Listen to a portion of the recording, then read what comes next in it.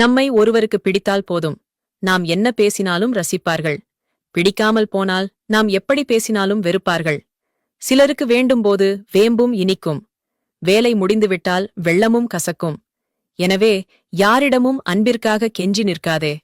பழம் தின்னும் கிளிமும் புணம் தின்னும் கழுகும் பறவை இனம்தான். ஆனால் அதன் தரம் வேறு, தன்மை வேறு. அப்படித்தான் சில மனிதர்களும் புரிந்து நடந்து கொள்ளுங்கள். காயப்படுத்திய உறவுகளை கடந்து போகும் சூழல் வந்தால் சிரித்துக்கொண்டே கடந்து செல்லுங்கள். கன்னத்தில் அறைவதை விட அதிகம் வலிக்கட்டும். இந்த உலகிலேயே அதிகூடிய விஷம் பொய்யான உறவுகள். உணர்வுகளற்ற உறவுகளிடம் உறவு கொண்டாடுவதை விட உதறிச் செல்வது சிறப்பு.